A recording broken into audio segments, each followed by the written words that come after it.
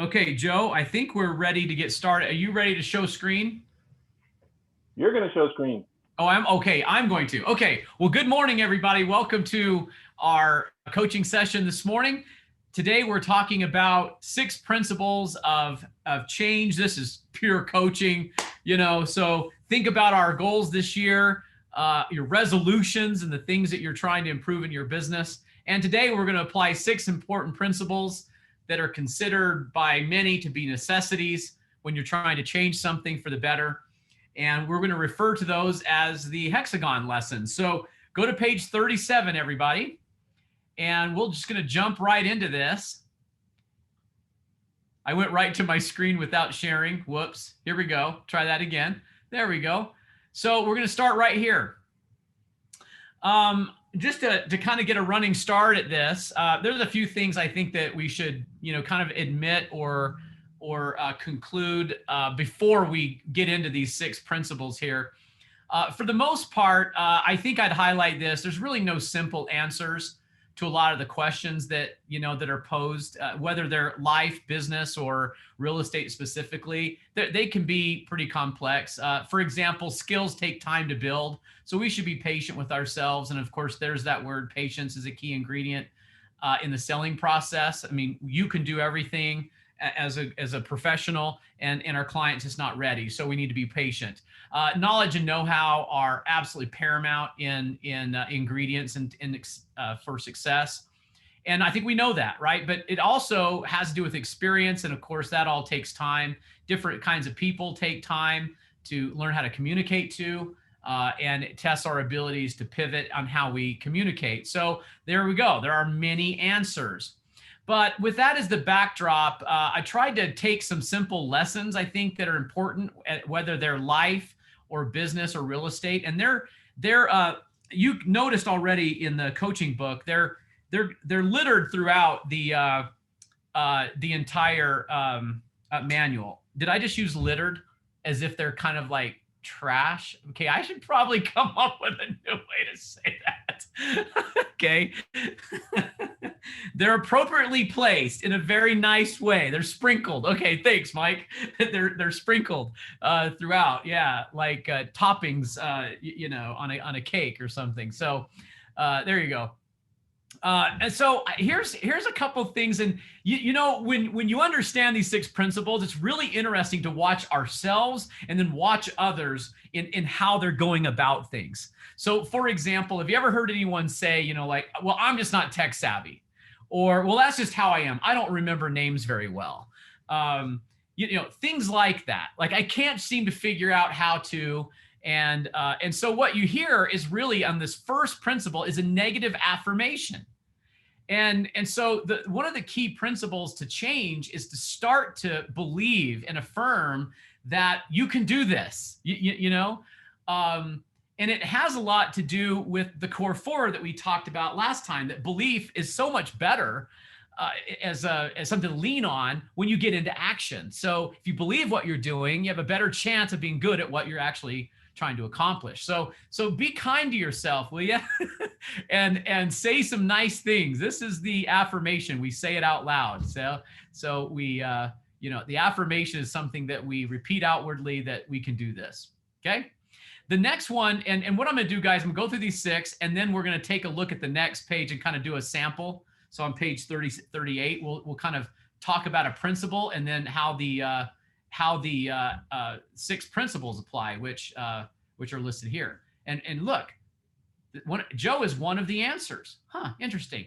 Okay, so we'll come back up. Affirmation. Next one is key question. So what I've noticed, that when we're trying to tackle something, there's something usually that it can be in the way. It's an obstacle, or it's a problem that needs to be solved. So we're going to refer to that as the key question, and it needs to be answered. The next one is who can help me? So often the answer is with those that are around us. So we need to decide who's best to help, and think about who can help. This is humility. Why is it that men can't ask for directions? Is there what's up with that? Why can't we do that? Anyone? Joe? Joe, I why ask for can't, directions all the time, like daily. I stop and ask, even when I know where I'm going, I stop and ask directions. really, you're trying to buck the trend? It just gives me a chance to make new friends. So, Yeah. you know. Well, admitting that you don't know where you are, you know, and where how you to get there, it could be a problem, I guess, for As some. I get older, I find out I ask why I'm here. Wait, what? Why did I come here again? That's what I have to ask more than anything. Yeah. Wait, why are we going there? Yeah. All right. So we could probably, get over ourselves a little bit and ask for some help. Okay. The next one is to schedule the very first task that needs to help, to be in place here. So look, we schedule this is calendaring. It's going to be, look, I'm going to do the first thing, today in an hour, this afternoon, tomorrow, next week, whatever that is. And that's where, where we begin. Calendaring is a really freeing type of decision. And if you get it on the calendar, you're making a really important first step here. Okay, so schedule first task. Next is what I need to learn. Principle number 5. This is the study. So see, this one was about belief and believing that I could do something that I maybe don't even know. And now we're getting into studying the thing so I can be better at accomplishing it. And then the last one is that we measure the progress so we can track. And sometimes we even need to pivot. Matter of fact, there's a lot of common elements here that are in the goal setting pattern that we talked about in our planning session a couple weeks ago. So you could kind of see a lot of the same key ingredients here. So let's go down to this next paragraph and we can highlight this. Look, the goal setting pattern is how that we would handle, just if you want to make a note here, I probably could have written this in. The goal setting pattern is great for leading measures. So the daily disciplines is really great for the goal setting pattern. The core 4 is to help you understand where you are with a certain thing that you're working on. I mean, are you in the action phase? Are you in the hope phase? Are you in the belief and study phase? Where are you? Well, the hexagon helps you understand how to change where you are. So if I'm already decided what I want and I understand where I want to go, then I can start to apply these principles, and that can help me change. Okay, so that's what I'm trying to say on this page. Let's go to the next. Let's go to page 38. Well, while you're rolling down to page 38, I had a lesson. I used to work for the Franklin Covey Corporation, and they do employee training often. And I remember I went to one class, and the interesting part about calendaring, right? About putting things in your calendar. Yeah. And the teacher used to say, just because you wrote it down in your calendar doesn't mean you've done it. And that was, it was a big personal hit to me because I was like, oh no, I prioritized everything that day and then realized just because I wrote it down doesn't mean I've actually accomplished the schedule I just put together. And so the important part about calendaring is you can never manage time. You can only manage your priorities and what you do. And that's one of those things where you write it in your calendar. Yeah, it's in my calendar, it's done. Yep, Tuesday morning, I'm going to go do this, right? And then Tuesday morning comes and something pops up and guess what? You didn't do it, but you put it on your calendar, doesn't count. You got to go back and actually accomplish what you calendared. Yeah, good point. Good point.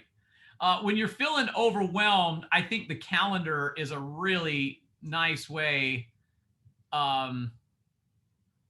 to help you not feel overwhelmed so that you can get to those things. And to Joe's point, it does help you prioritize because you can't get everything done in one day.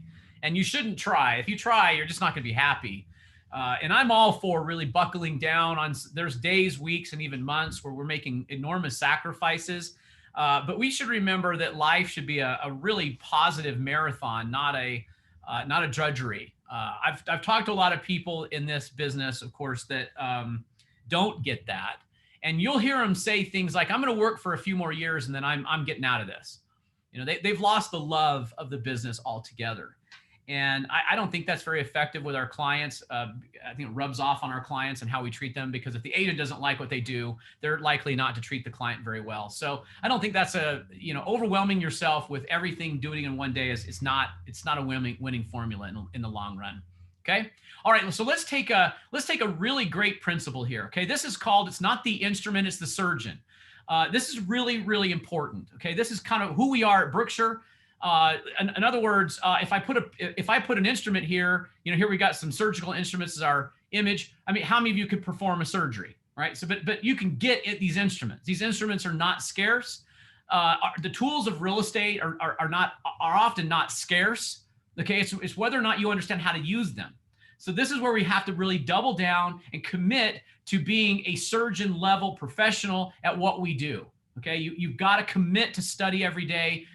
And this is a really important concept. Okay, so have you ever heard people say, well, what do you do differently than other agents out there? Sometimes this comes up from sellers or even buyers or friends, what have you. Okay, and I can't count how many variations of answers I've heard this question. Often the answers are a little misguided. For example, it seems that agents go looking for things that no one else has in order to differentiate themselves, right? And there's a mistakenly associate this with being better. So if I'm different, I'm better. Well, different is not better. Better is better.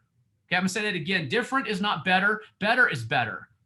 Okay, so in other words, it's not the instrument, it's the surgeon. And this is who we are at Brookshire. We should be the highest level professionals that the industry has seen. Okay, and we should be a beacon on the hill for everyone to follow. Like, this is what it means to be a real estate professional. So consider this. Do we have a shortage of tools and technology in real estate? Of course not. There's plenty of tools and technologies. Are we running low on the steps, on the how-tos of business? Yes. So this is a no, this is a yes. Okay, what truly separates the high-level agents from the others is they simply utilize the resources better. In other words, it's not the tool, it's the craftsman. It's not the piano, it's the player. It's not the instrument, it's the surgeon. Okay. Any comments on that? Anybody want to have before I jump into the 6 steps here? Do you believe what I'm saying here? Do you see that for yourself? Yes. No, thanks, Brett. Driving gets the comment. Okay. Yeah. Nobody driving. Only. Yeah. Exactly. So how many of you take time to study what we do every day? Are you studying? Oh, good. I'm glad to see that. I think, if you love what you do, you're probably wanting to study. You want to learn it better.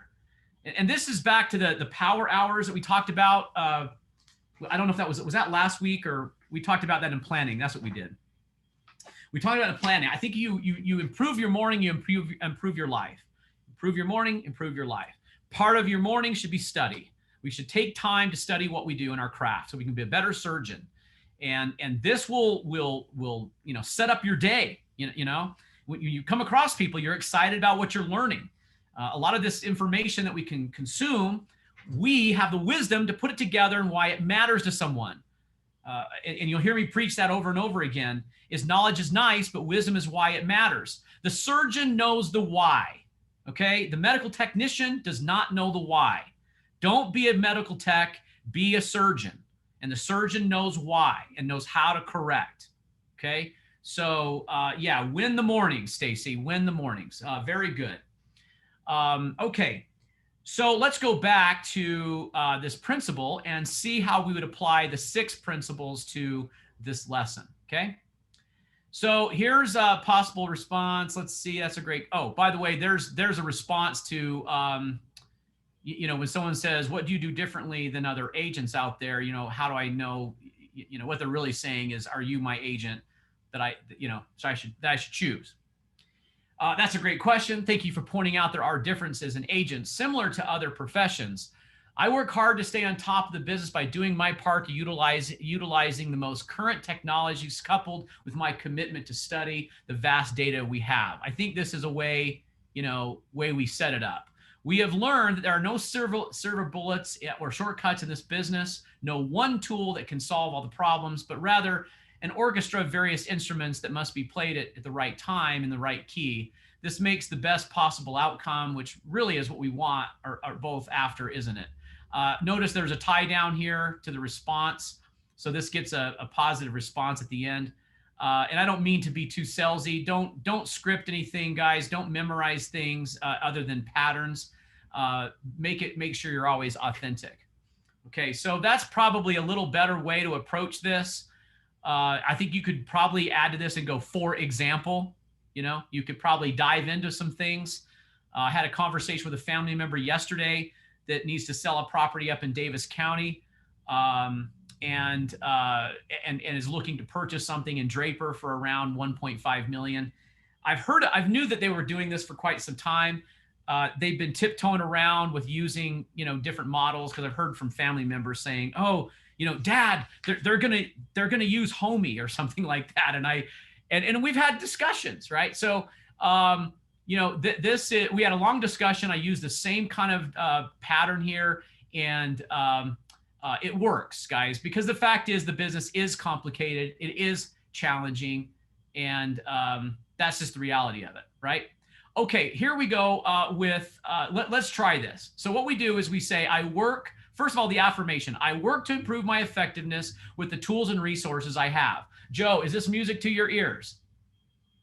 See, I have tools. Like, stop looking for the new shiny objects are not the answer. The answer is to master what you've got. Okay, right. So I work to improve my effectiveness with the tools and resources I have. Okay. And I just pulled, this is the key question. Which tool can help my business the most? So this will be a unique answer for all of you. And I'm looking at your faces here on my beautiful big screen, and I'm wondering, what is the answer to that question for you guys? What tool would help your business the most right now? What do you think that would be? Write it down. Probably the one you're most afraid of, by the way. What, Joe? I said probably the one you're most afraid of, by the way. Ah, yeah, the one that okay, they're showing up now in the chat. So okay, so maybe Real Scout. Rachel's working on cloning down in Moab. That's cool. Nice. Let me know if you figure that out. Have you ever seen the movie Multiplicity, Rachel? It's kind of a cheesy movie. It's older now. It's probably, what, 20 years old, Joe? Oh, it's got to be at least 40 years old. That's Michael Keaton. That's fantastic, by the way. Everyone has home. Go watch Multiplicity. Yeah, it's a copy of a copy of a copy. Yeah. Yeah. What you learn in that movie is that, that if you make a copy, that's one thing, but never copy a copy. If you've ever seen it, yeah, I like pizza, Steve. I like pizza. You've seen it, Brooke. You've seen it. Yeah. Don't ever make a copy of a copy. But, I think the key question is you have to be honest with yourself. And Joe's saying it might likely be, the tool that you're most afraid of. So who can help me? Look, there's a lot of answers to this. And yeah, Joe Lowry is often an answer to a lot of questions. I put a fictitious name, Ken Adams, here. I don't know. But, and if you know where I got that from, we're laughing together. But if you've got your tool here, and now you can say, who can help me? Then we got to get into, well, what's the first task? Maybe there's a class, maybe there's a meeting, maybe there's a reach out. And then what do I need to learn? And how do I track the progress? So look how powerful that could be.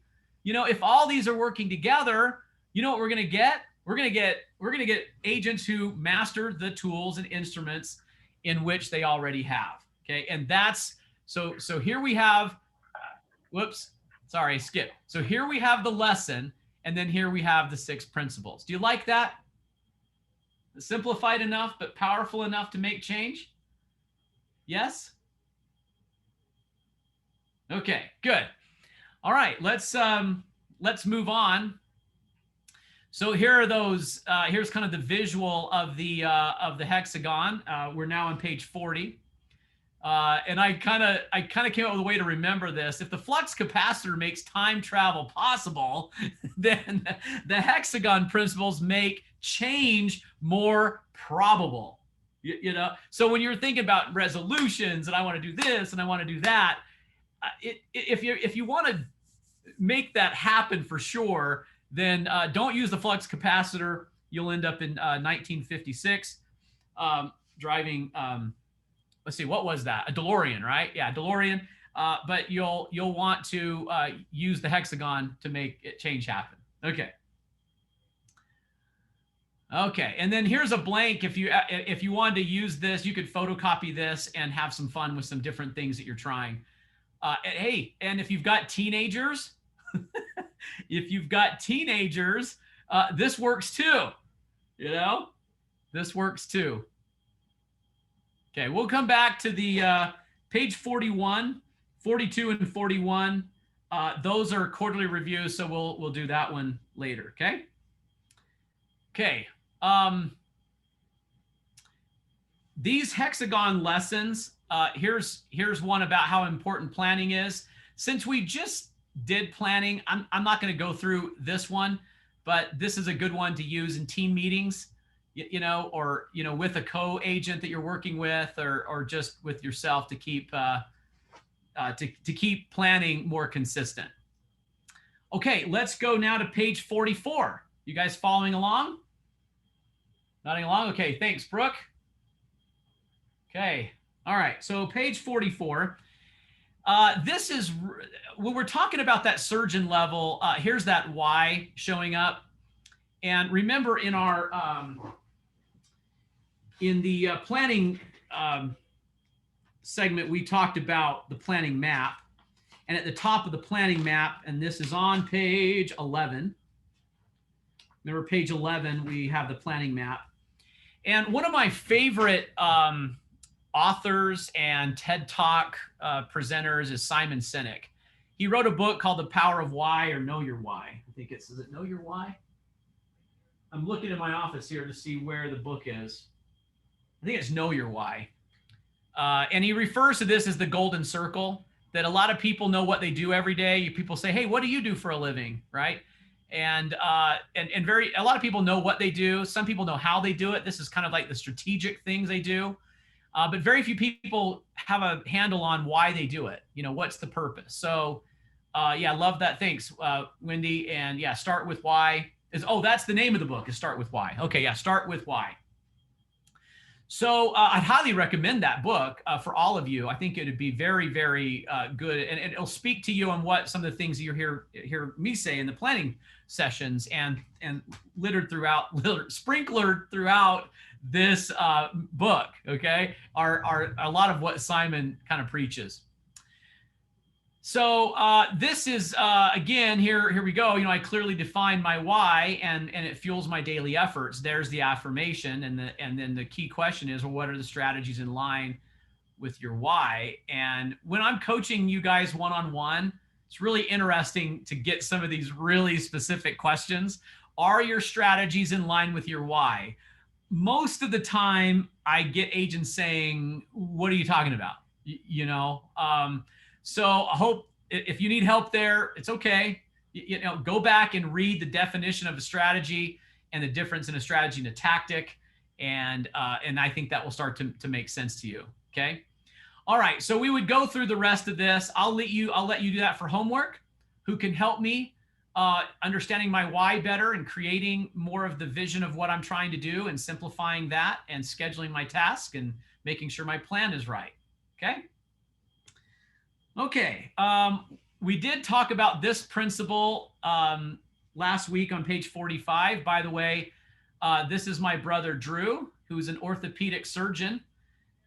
This is Darren, who's also an orthopedic surgeon, and they're friends from medical school. And this is us running the St. George Marathon at the end, right before we ate about 4,000 or 5,000 calories. And that's a picture of the watch. So that actually, wait a minute, I've got to, in transparency, this is only 13 miles, and this is the picture for the full marathon, and this is just a half marathon. But that was my fastest pace that I've ever run a half marathon in. It's not, that fast, guys. There's a lot of people who can run a half marathon faster. But this principle here is the Garmin never lies. What do you think I'm trying to, what do you think we're trying to teach here? What's this all about? This Garmin never lies. Yeah, go ahead and, okay, well, thank you. You had to be honest with yourself. Don't wear a Garmin. Mike, awesome. Yeah, you don't want to know the truth. Okay, yeah, tracking, measuring, the numbers tell it all. Good. Track what you do. Yeah, accountability. Yeah, this is great. Yeah. And if you wear a Garmin, the 5,000 calorie lunch doesn't count, right? Because you wore your Garmin. Yeah, something like that. I like Travis's statement. Just leave it in the car. Yeah. Um, you know what? You get kind of weird with this stuff. Like, I know that if I went for a run, I didn't have my watch, somehow it didn't count, you know? And it's kind of a weird game that you get into this whole thing about tracking, and it can really help. I think I mentioned last week, what if we wore a Garmin watch that tracked our meaningful prospecting? If you had zero meaningful reach outs, then that would be a problem, wouldn't it? And it'd probably vibrate on your wrist going, hey, you know what? Move. Like, call somebody. Go see someone. Go thank someone. I mean, watches are kind of built to do that for exercise, but the same principles apply here. So that's kind of what I'm saying in all of this. It's recorded. So here's the affirmation. I'm truthful about my daily activities. Therefore, I track them. Okay, and they matter. I mean, people aren't numbers. People are put to numbers because people matter, and that's why we track them, right? Because we care about them and we care about what we do. So here's the key question. What method best suit your business for tracking the key activities that lead to your goals? Will you write over here, this is leading measures. See, same kind of concepts we talked about in the goal setting pattern. This is leading measures. So they're daily things, they're simple things. Okay, I'm going to take the screen share off for a second, just talk to you for a second. I was talking to an agent yesterday I've known for years. And, we were just having a conversation, but soon it turned into like coaching, discussion. And it was this person I was talking to was saying, I don't have time for that. I said, I don't have time for that. I said, if you did this just a little bit every day, she said, I don't have time for that. Completely overwhelmed. And so all right, time out. You don't have time for that today, right? And all of a sudden you see the negative affirmation. I don't have time for that. See, it was a negative affirmation. So what if we changed it to, can we find time for this important task? I can find time for this important task. You see that it was just interesting that there's no way to really get around these things if you're really serious about changing something. So then I said, well, look, don't overwhelm yourself. Let's do this. Can we do it once a week? Maybe. I said, okay, then what day of the week can you do this important thing? And how much time would it take? So we decided on 1 hour, one time a week. Part of the conversation, the agent said, so I'm just supposed to call this list of people? And I said, no. Write down meaningful contacts. I'd rather you make one meaningful contact a day than reach out to 30 people you have no relationship with at all. Right? I mean, this is, you can't automate and blast email your way to being a top producer. You have to build relationships. So count. It's better to count the effectiveness and the meaningful reach outs. And what do I mean by a meaningful reach out? You want to give me an example of what a meaningful reach out would be? What would that be that we could track? What would you say a meaningful reach out would be, or some kind of contact? What would that be? Put it in the chat, you guys. I gave you 6 of them 2 weeks ago.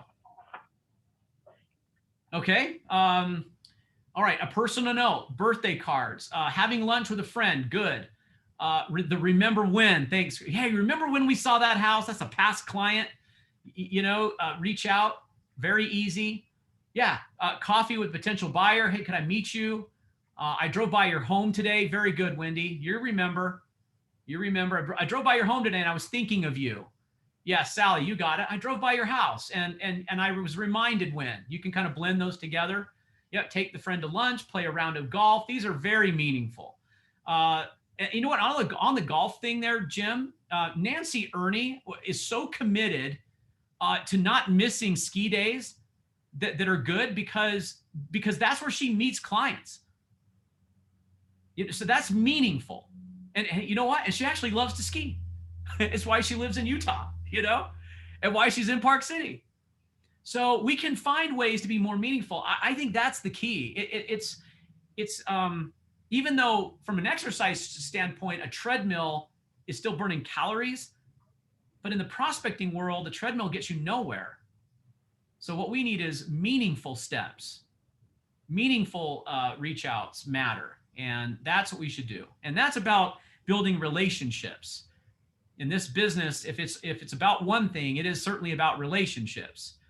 And you know what it takes to have relationships? Okay, look, you guys look at me for just a second. Raise your hand if you have, oh boy, this, if you didn't have this, please call me immediately. If you have meaningful relationships in your life. Okay. Okay, very good. You have meaningful relationships. Now, think about what goes into those relationships.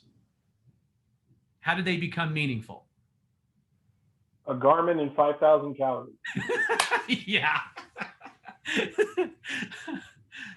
Yeah, what did they take to be meaningful? Time spent, being present. My gosh, some of my favorite people in my life, I look back and go, they were always there. I see they're in all these pictures. You know, they were there at so many key events. So how is it that we think that an automated lead generation system is going to somehow build a meaningful relationship? By itself, it won't do it. You know, by itself, it won't do it. I like humor, common interest, trust, and trust takes time. Look, I raised 4 daughters. I didn't have any sons. I have son-in-laws now. They're fantastic. Okay. But I raised 4 daughters. And anytime one of those boyfriends says, you can trust me, I would just go, no. I don't even know you. I mean, I'm glad you say that, but trust takes time, brother. So, you know, thank you, but no. Like, I'm watching you. You know. Of course, my daughters always say, Dad, you're embarrassing me. And I'm like, well, that was kind of what I was going for, really. So anyway, yeah, you know, this is all good, guys. This is all the good stuff, you know, meaningful contacts, meaningful relationships. That matters. If you want to dig a little bit deeper, remember, we want solution-based follow-up. Will you write that down if you can't? Maybe you already have that, but when we're following up, we go solution-based. And then if you don't know what that means, then you haven't discovered the problem. Okay. So what's in the way? You're considering real estate purchase or sale. There must be something that is a concern. So then when I follow up, I said, I was thinking about what we said last week. You've been on my mind.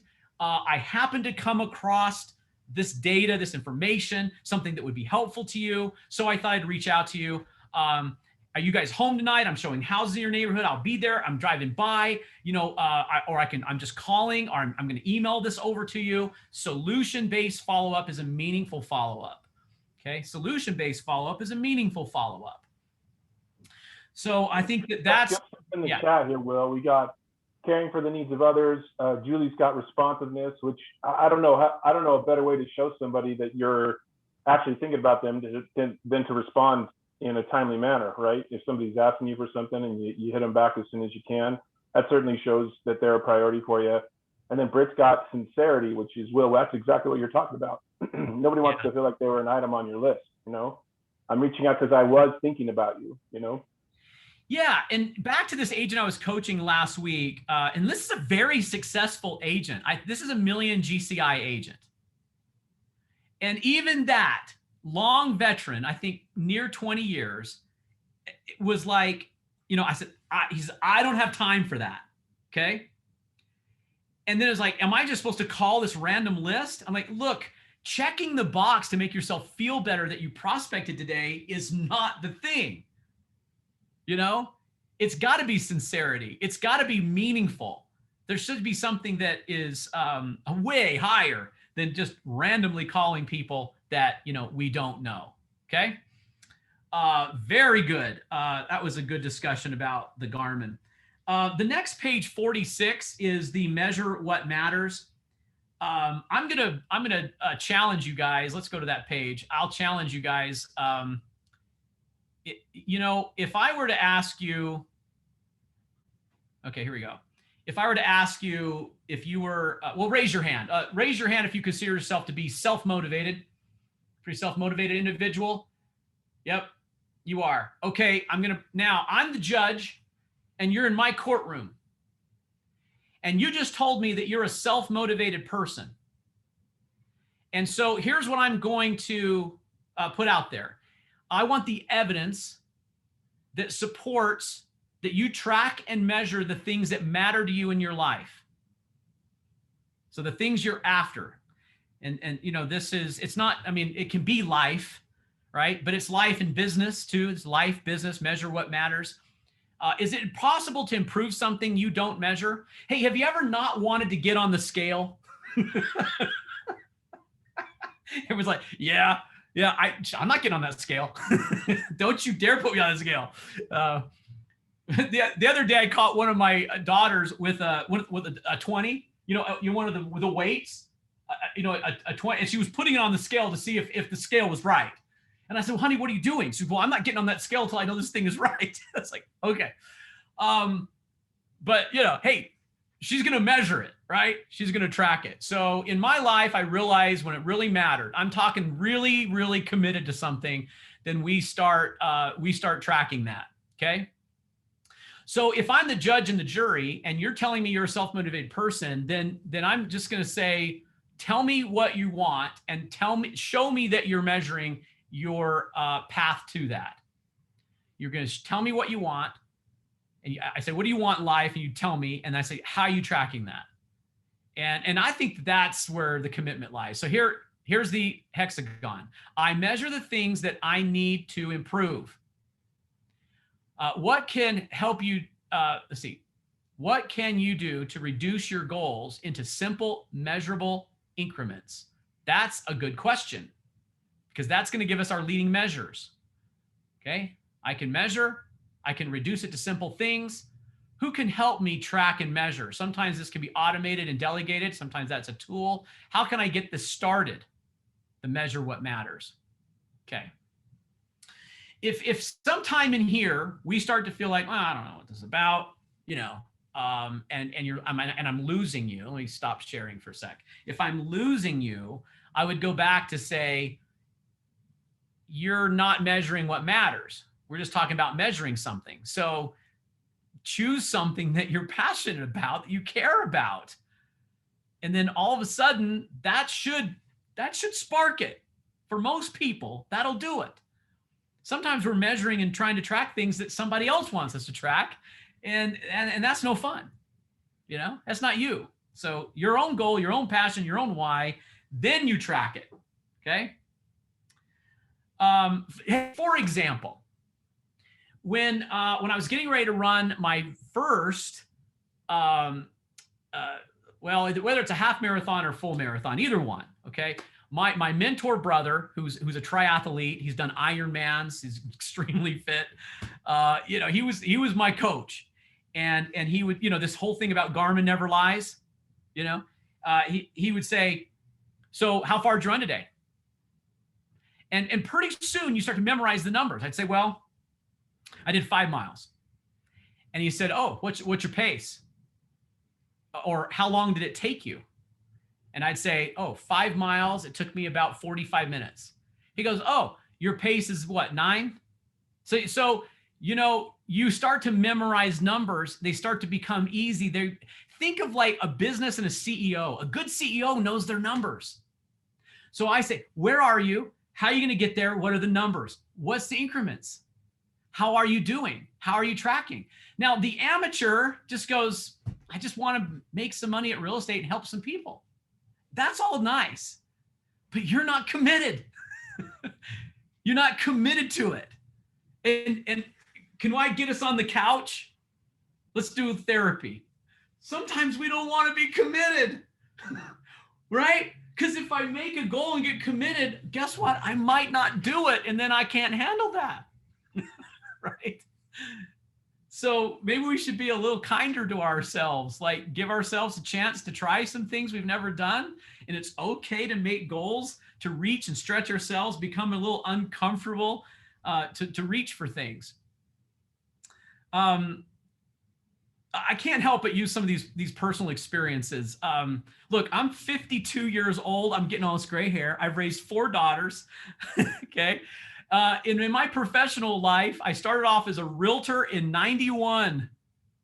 In 91, it's been 30 years. In 91.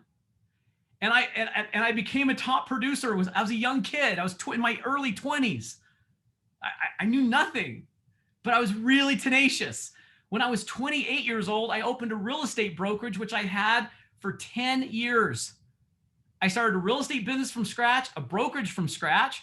Then I started a tech company from scratch. We had to raise money, get angel investors. Joe was there. This is where Joe and I really started to just share a passion for creating things. That was in 08.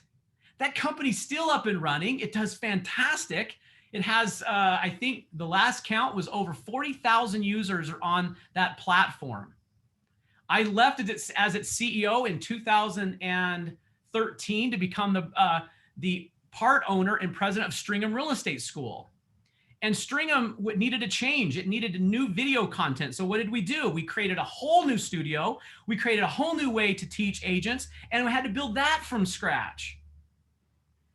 I mean, not that I have all the answers. I'll tell you, if anything, I've failed more times over and over again. I've failed. I know where the dead ends are, but every time I was trying to do something I've never done, it was really uncomfortable. It was very scary. And there was a lot of risk and frankly, a lot of faith because I didn't know if the outcome was really going to be what I wanted it to be. But all of those journeys have taught me these principles. You know, and I'm telling you, if there's a lot of truth to this. And anytime I got really serious about what I wanted, I started to track it.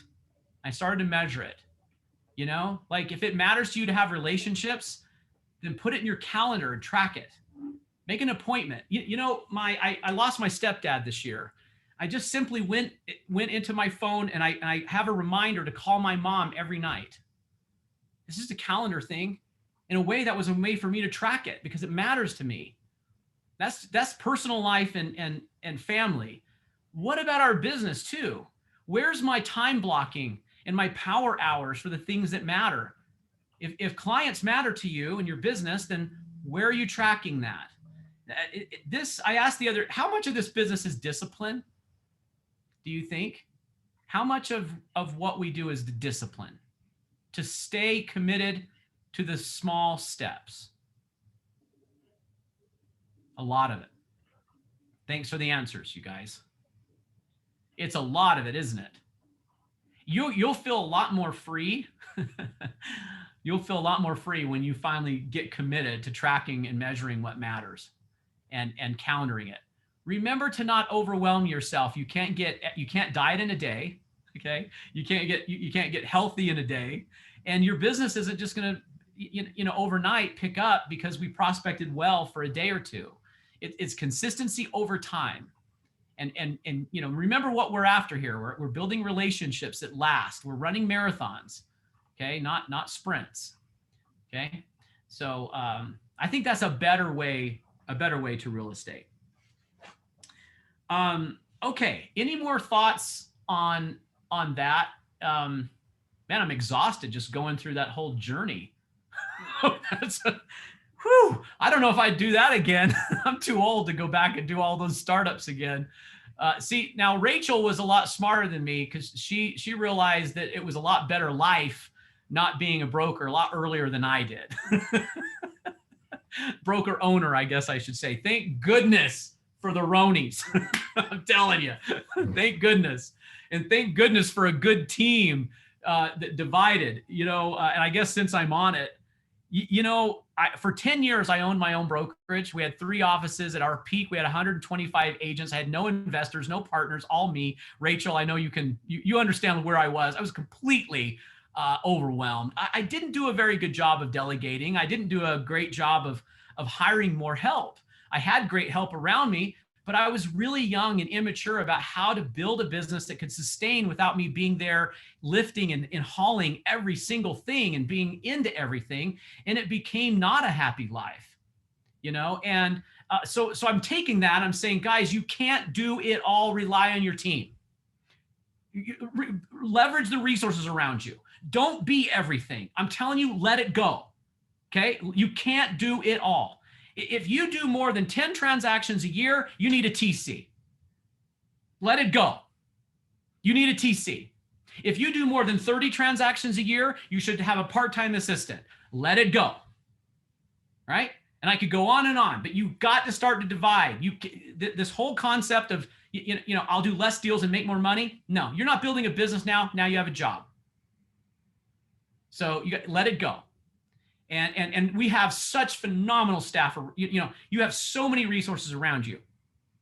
And when you lean on them, you'll feel freer, and you actually have a better business. You'll have a better bottom line, and you can be happy. You can spend time with your daughter at her soccer games, right, Rach? And that matters because you can't get that back, and it matters a lot. And the thing is that your team around you at Brookshire is the best I've ever seen. Seriously. Best managers, best staff, best support, and frankly, the best agents I've ever seen at any company. My time at Stringham allowed me to be inside a lot of different organizations. There was a lot of trust, and I was invited into, behind the scenes to a lot of companies. I'm telling you, there's not a better place in Brookshire. And I know, I was hired. I'm on this. I get it, but I'm still telling you exactly what I feel. There's not a better place. And we do lead with heart. There's a lot of heart here, but there's a lot of intelligence too, and disciplines inside this company. And if you can leverage yourself around all of that, then you can have a business, not a job. And you can have a life and not be overwhelmed. And that's real estate a better way. Yeah, Sally, true that. Yes. Well, can I jump in with my little personal story on how I ended up here? Yeah, please. So I ended up finishing up my fourth startup with a business partner I've known for 20 some odd years. And Will and I'm now mad that it's 2008 that we were at Tsunami Sushi that one night, talking till like 11 o'clock or something like that, while our wives stared aimlessly off in the distance because we were talking tech. But what that did for me was it made Will and it made for me, I'll speak personally, I knew I wanted to work with Will at some point. We didn't know what. We didn't know how it was going to work out. We didn't know what was going to happen. And so after I finished up my fourth startup, I had a list of people I wanted to work with. I didn't even have a job or a role in mind. I just wanted to work with these people. So I called Will up. I think I actually just sent you a text and said, hey, what are you doing these days or something like that? And then Will called me back, talk about responsiveness, like Julie Sala mentioned earlier. We had a conversation. He's like, hey, I'm at this brokerage now. I was like, well, your own? He's like, nope, I'm working for this great family. You just got to meet them. Just got to meet the family. That was it. That was the whole introduction. And came down to the office in Old Mill and walked around. And the thing that I noticed right off the bat was I know this sounds really kind of ethereal, but the energy of an office where you have agents that are, in a sense, competitors, we're all working together. It was just a really positive energy in the office. And then went to lunch with the Ronies. And I think 2 weeks later, I came on board, and for the same reasons that Will was just explaining, the quality of people from the management on down was something that was overwhelmingly evident. And so when Will says that this is the best place that you could possibly be, I have to second that with my whole heart, because it doesn't matter when you're going into a listing presentation or a buyer presentation, needs analysis on your own. Just know that there's an entire team of us, and we talk about how to help every day. Every day we're talking about how to help you more, how to get more tools, how to do more training, how to make, when you're in there with that marketing presentation, so that there is no question about why you're different than another agent, because you walked in like differently than all the other agents. And the tools that you put on the table before you started your marketing presentation are different than any other agent. And the way you carry yourself is different than any other agent. And the one thing I love about when Jamie and I tend to do a lot of basically interviews and stuff like that for new agents together, and they say you need to let everyone know that we're your team. We are on your team, And so when you say that you're out there, you're a realtor, and you got every single one of us behind you, and that is not because it's a platitude. That's because that's how the Ronies built this company. And that energy and that mindset is all the way from the top, all the way down to when you walk in for that, buyer consultation. It's the entirety of the organization. 2008, well, really? 2008? I know, it's crazy. It's been a great journey. I sure love Joe. He's such a great guy. We've even gone on treks together. I mean, I've seen him with how he is with youth, and he's such a giving person, a great example. Just a fantastic person. And I don't mean to have a love fest here for that, but okay, I'm going to share something that I told Michael Hurd the other day. It's okay. It might be a little Pollyanna. Back when the pandemic hit, there was a lot of fear. Remember, right when it hit, we thought we were headed for another recession. And matter of fact, Steve Roney asked all of us, Kevin, Craig, I can see your faces, asked, and Joe, all of us, like, what do you think the recession will be? And we kind of went around the room and kind of gave a projection on what, our year would be. And there was a lot of uncertainty there through April, even, as we didn't see the closings. And, the Ronies need to pay the bills and keep everything going. And we didn't want to lay anyone off. And we didn't lay anyone off, but we made a plan. But the bottom line is there was a lot of fear and anxiety. And I remember telling my wife, I just feel like I want to tell her, we had just gotten on Zoom and it was all weird. We all wanted to be together, but we couldn't be. And you got technical problems. I mean, even one time we had an agent with the phone in the shower. True story. We didn't see anything. It was a guy. It was from here up, but it was in the shower. And I'm telling you, it happened. And Joe was quick on the undo the video, but that's where we were. Okay. And it was weird. And I told my wife, I said, I feel like I just want to tell everyone that I love them. And Tammy kind of like, really? Like, that's going to be a little cheesy. Don't you think? You're going to tell people at work you love them? I said, but the thing is, I do, babe. And we started this thing where the sign off on Zoom was, we love you all. I don't know if you've caught on to the fire of I love you all, but it started, Steve Sr. started saying, because he was given the final thoughts, and he said, what? At the very last, love you all. Kevin says, love you all. Craig says, love you all. Mike says, love you all. Sharon says, love you all. And the thing is, it was always there. And I'm proud about who we are and what we're trying to become every day, which is a heartfelt organization of a family that we stick together. We've had some real tragedies in our company that we've had to surround ourselves around people who have had hard times. And those hard times aren't going to end. It's not just business, It's why we have to be committed to this, because we need each other. And this organization has everything it needs, to be great and to be an environment that lifts and loves people. And we do it with heart. And that will translate out to our clients. And they'll feel that from you, that you feel safe here and you feel supported here. And that we've got you. We will do the honest thing. We'll do the fair thing. We'll do the right thing. But we'll also do the professional thing, right? But we'll do it with heart. And it's really nice to see that happen now in sales meetings as we sign off. I mentioned to Michael Hurd. And matter of fact, who was it who said, I stole your line? Who? I don't know who it was. It was Mike Fondario. Oh, it was Mike Fondario. That's right. Mike says, Will, I stole your line. I'm sorry. And I'm like, no.